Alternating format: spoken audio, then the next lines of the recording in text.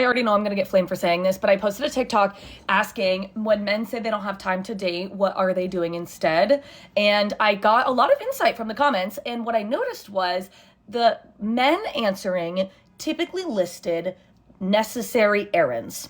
I work 50 hours a week. I have to meal prep and cook my food, and I go to the gym and I walk 10,000 steps a day, and I cook and I clean and I do my laundry. And the women posted more like non-essential hobbies they chose to prioritize. I work a full-time job and I go to the gym and I crochet and I play with my cats and I build flower bouquets and I go to dinner with my friends and I'm in a book club. So the question is, or what I thought was interesting in the difference in those answers, and of course it wasn't 100% either way before the bean soup people come to my comments. For the men, when they're listing these essential tasks, these essential never going away tasks, my question is, are you ever going to date in your whole life? Because you're listing tasks that will never go away. You will never, ever not have to work, cook, clean, do your laundry, and exercise. That's just the way of life. So if that is too much for you and you cannot date on top of doing all that, are you going to be alone forever? And if that's the case, like, are you fine with that? That's fine. If you're fine with being alone, there's nothing wrong with that. But for the women, right, they're all just being like, I don't want to date. I don't have the energy. I don't have the time. I'm doing all this other shit that I think is more fun, and I don't have the energy for it. Okay, that's fine. But if you do decide you want to start dating, then you don't get to make flower bouquets as much, and maybe you only go out with your friends every other weekend instead of every weekend. Like, you have options to adjust these tasks because they're not essentials. You could date if you so chose to. If you want to make the time, you can make that time. But if you're so overwhelmed with your just daily, day-to-day essential chores, then how are you ever going to make the time? Like, when are you going to just be alone forever? And I'm not trying to drag anyone. I'm actually asking. I'm trying to have a discussion, some internet discourse, perhaps. Question: why are you assuming that men are overwhelmed because of how they answered? When you ask men and women, how was your day, men answer with the tasks of the day. Women answer in how they feel about the day. Assuming that a man making food is too much for him to incorporate into dating is showing your bias. Rephrase the question if you want better data. What do you do with social or free time when not dating? Try that. See what you get. Detail that was missed: women are not unaware of this. Women are looking at the benefits of every activity, including dating, and then still choosing their activities. Women don't need to be told that we are choosing things besides dating. We know. That's the point. Body count absolutely matters, but I can't say that because I'm a woman. And I just think it's so funny because anytime I come on here and I talk about body count mattering and to keep yours low or whatever, I have thousands of women in my comments telling me that I'm hurting women and that I should keep my mouth shut on topics about women, which I'm a woman. I feel like I can talk about it. Thanks. Also, second, when did I say anything about women? I said keep your body counts low or keep it 0. I didn't say a word about women, did I? Not once. But you feel targeted, right? That's the funny part. That's the part we need to be thinking about, right? If someone says a general statement of fat people should go to the gym and you're offended by that, it probably means you're fat and you need to go to the gym. If I sit here and I say, you're a bop, keep your body count low, and you're offended by that,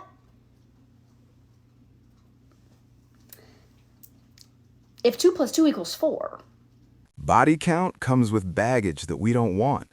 The higher the body count, the more you compare. We don't want to be compared to a one-night stand. We want peace. We want loyalty and commitment. If women started admitting that they want a man that's better than them, they'd probably have a man because that's what you want.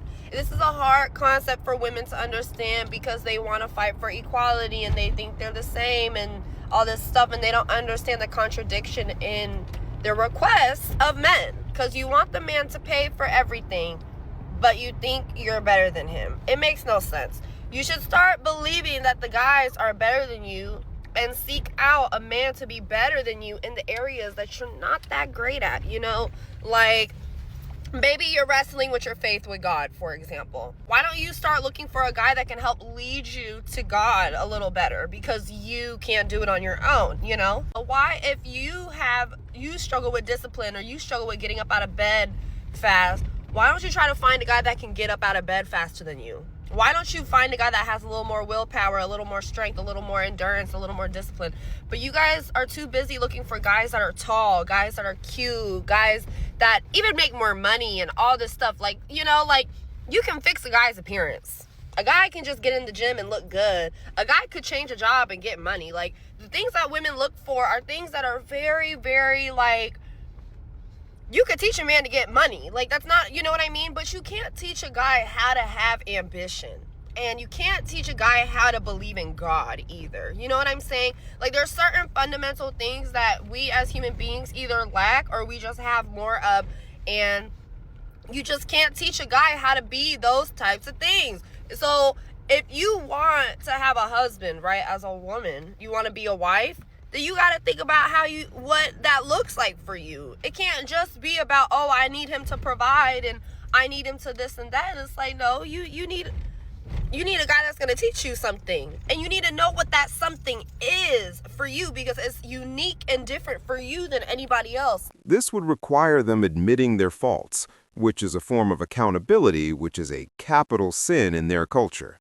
Having a better partner requires you to be a better person, and that makes a lot of people uncomfortable. And the thing is, most men don't even look at it as, I'm better than my girl. We simply look at it as, that's my girl. We literally want to treat her like a queen, until they come with the BS ungratefulness and unreasonable demands. I hear you in this comment around the traditional piece, but at the same time, we need to just learn how to put ourselves out there and build connection without any sort of expectation on the outcome that this person's going to be my partner or they're going to be my friend or whatever. Like, whatever happened to people just putting themselves out there just to meet new people, just to have a conversation, just to learn. And on the last part of your comment saying that you feel like you're not attractive or you're not confident enough for someone to say yes to you, that honestly breaks my heart, because perhaps the confidence thing is true. Otherwise, you probably wouldn't have written this comment. But the attractive thing, like, if you have this fundamental belief that you're not attractive, you're not going to create opportunities for yourself to meet other people because you don't feel good about yourself. And the great thing is that there are so many steps you can take to feel better about who you are and how you look and the way that you carry yourself. Like, there's so many things that can be done, whether it's just getting in some sort of daily movement, whether it's rehauling your wardrobe, whether it's, you know, investing in, I don't know, like a new haircut. Like, there's just so many things that we can do physically to make ourselves feel better. And the reason I want to talk about this is because when I was younger, I did not think I was attractive. Like, when I was, you know, we all go through like awkward phases, whatever, but I never really felt like I was that pretty. And, you know, now I think about that and I have compassion for my younger self, but I also can recognize the hilarity of that statement, because present day, like, I'm grateful for the body and the brains and the face that I've been given. Like, I do like the way that I look, and I'm proud of the way that I take care of myself so that I can present this way. I do think that beauty also really radiates from inside out. But the point that I'm making is, I think the reason that I felt like, oh, I'm not pretty enough or whatever is because I literally was comparing myself to other people around me, to friends that had boyfriends, to people that I went to school with that were hooking up with all these guys, and I just wasn't. And so my brain, my undeveloped, you know, teenager brain, middle school brain thought, okay, well, because they have these things and I don't, therefore that must mean that I'm not pretty enough. And that's just not true. And God bless the fact that my brain has developed and that I don't believe those things anymore. And I just wanted to share that because I want to offer this as, in a way, just like a story, and also just for you to know that, like, you're probably not alone in this feeling, and no one can bring you out of that. Like, at the end of the day, you have to choose to believe a different narrative, but it can be done. And I did it, and I'm much happier and I feel better. So hopefully that's helpful for you. Well, if you want to talk about traditional, during the Victorian age, women used to drop a handkerchief. If the man was interested, he would pick it up and make conversation. You can use this in modern dating by making a gesture, wave, or signaling to a man to come over. This way, he gets an invite and he will be more calm. It makes for a way better connection. Hope this helps. Closed mouths don't get fed. If you want it bad enough, you gotta get out there. But also, walk away knowing you did your best, even if it didn't work out. Old men seriously have zero shame when it comes to staring at you when you're going for a walk. The oldies that just like sit down having their cuppa with their mates, but they just fucking ogle.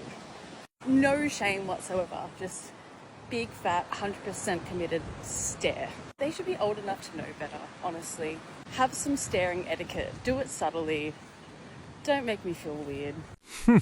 The generation about posting everything they do, thinking everybody is looking at them, but in real life just going about their lives? When I say I am done with dating or I'm scared of dating, this is why. I went on a date last weekend. This guy was like, let's go to the beach. Let's just go for a walk on the beach. Something casual, something chill. He lives like right on the water. So I drove 30 minutes to meet him. When I got there, I found like a 1 hour free parking spot. And I was like, you know what? I don't really expect to be here like longer than an hour. So like if I need to, I can just move my car. So we walked and talked for like an hour. The entire hour, he talked about how much money he makes, how successful he is, how everybody was preying on his downfall, and look at him now. Like, just crazy shit. And I was like, honestly, like, maybe you're just impressed with yourself. Maybe you're just like really proud of yourself, whatever. Noticed my parking was gonna end. And he was like, oh, let's just go move it. Comes with me. I move it to like a paid spot. It was maybe like $5 to pay for parking. If you're gonna sit there and talk about for an hour about how much money you make, and you don't even offer to pay $5 for my parking, that's just a red flag to me. Honestly, even if he offered, I probably would have said no, but it's just the thought that counts, and the fact that you just spent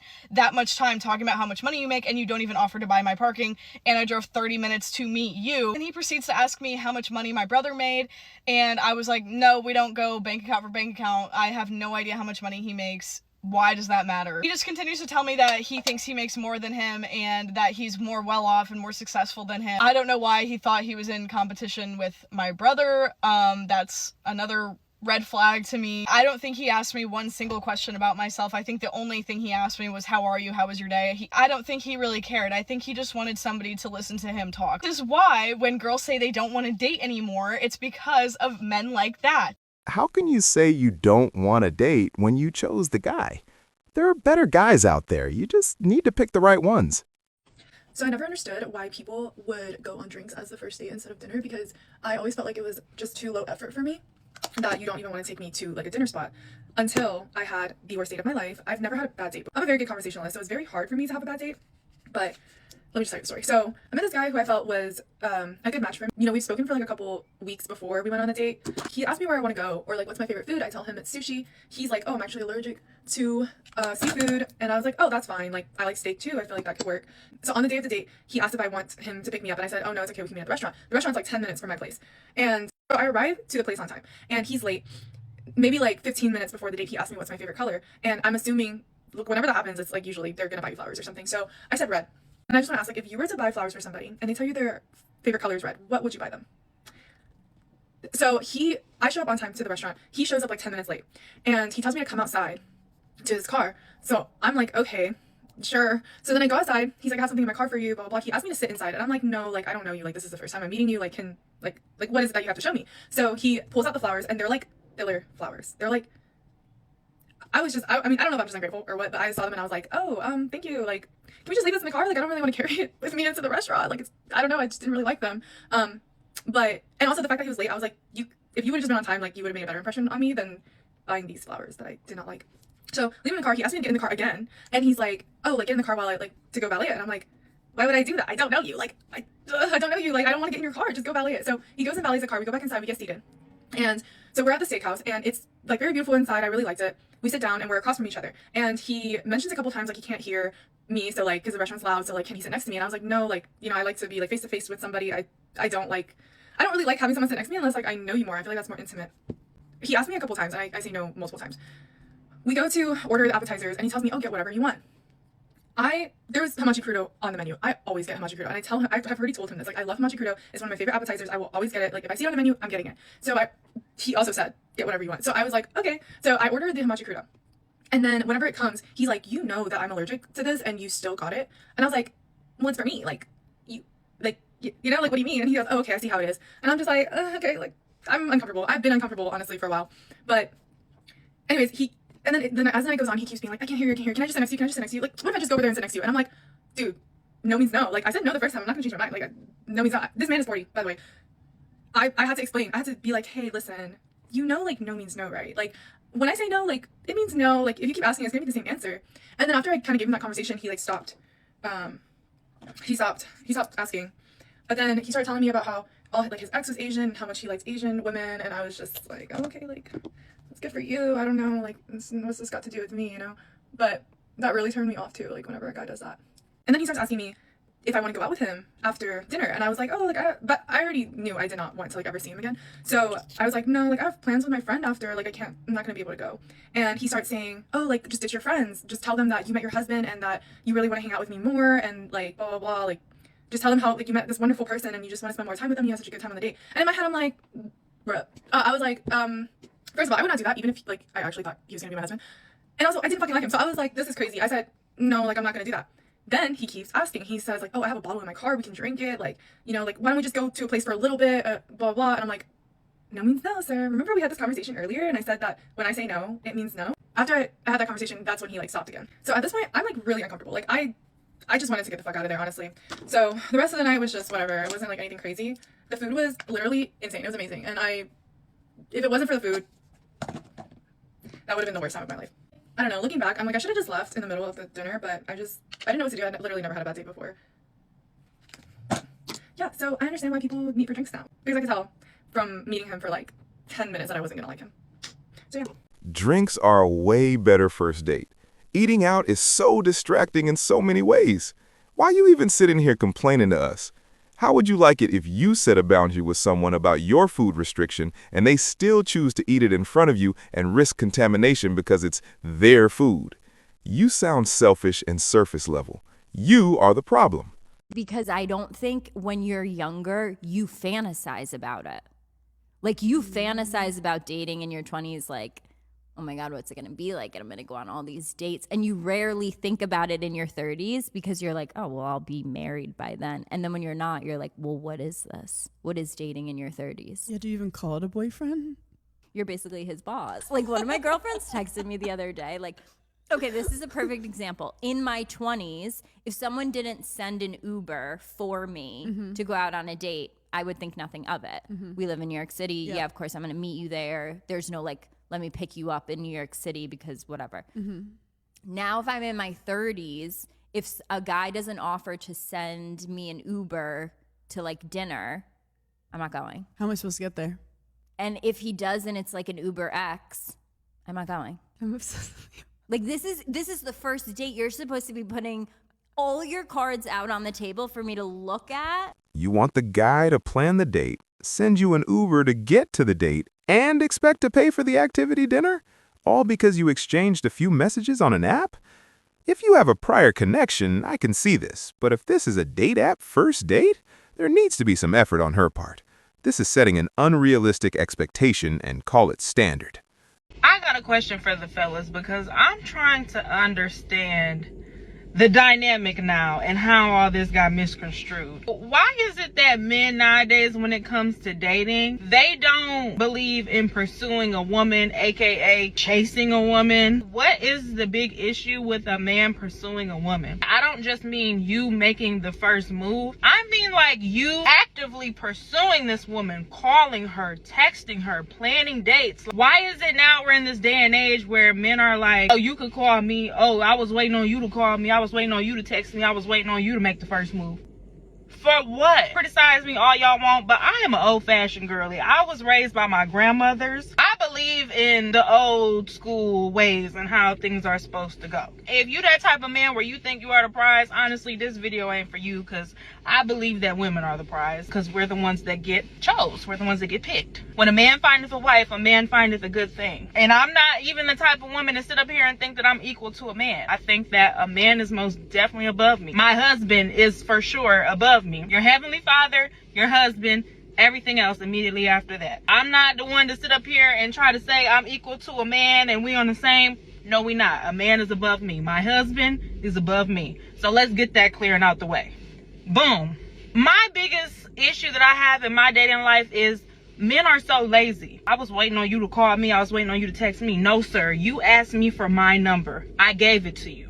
It's up to you to call me, check on me, see how I'm doing. You're trying to get me. This is my thing. I don't ever make the first move on a man. I let men come get me. You want me?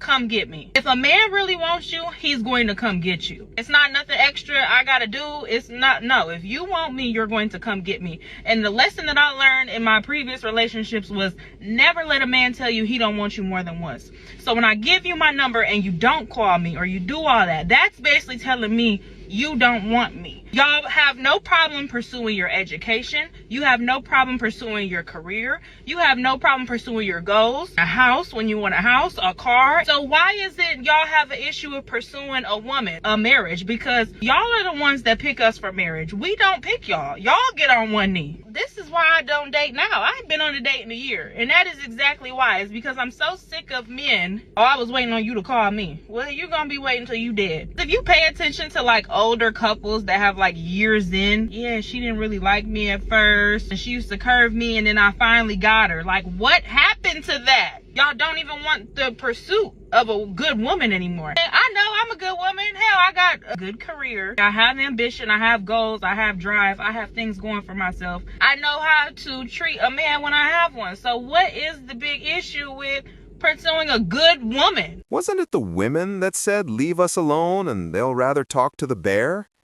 Once a man gets over his lust, women completely lose their value. Y'all need to agree on one stance. Yesterday, it's don't approach if you're poor. Then it's I came to have fun, not get approached. Now it's y'all are lazy. Men invest in women that invest in them. When women understand that, life becomes better for all. Do you know what I find so funny? I will so often see a guy who wants to approach a woman or wants to approach a girl, but then he won't do it because for whatever reason in his head, he thinks that he's not good enough. And I'm just like, bro, you are like, you're even out of her league. Why are you not approaching her? Like, some of you men out there are lacking so much confidence and leaving so much of who you are on the table because you just don't think you're good enough anymore, which is not true. You are. You're probably better than you think you are. So go approach that girl next time. Got it? Approach with attitude that it's her loss if she says no. Know your worth. As a criminal defense attorney, I can confidently say that if you are with a man who hits you, degrades you, is rude to you, abuses you in any small or big way, not only does he hate you, he's gay. Hey, quick PSA, the word gay and the word abuser are not synonyms, just so you know. It's in fact wildly homophobic to come on the internet and to say that if a man is abusive to his wife or girlfriend, it's a sign that he not only hates his wife or girlfriend, but that he's gay. That's homophobia, because it insinuates that to be gay means to hate women. It insinuates that to be gay means to inherently be an abuser. As a criminal defense attorney, and then proceeds to say nothing about criminal defense, I thought she was going to say something useful for women's safety. She concludes that men that abuse women are gay, meaning there are no straight male abusers. How exactly is that helpful? I think they believe that they look at calling a man gay as emasculating or so bad that it will somehow deter straight men from being abusive out of the fear of being called gay. It's such an odd thing to say as someone who makes a living as a defense attorney. If those are the conclusions she jumps to, I wouldn't hire her.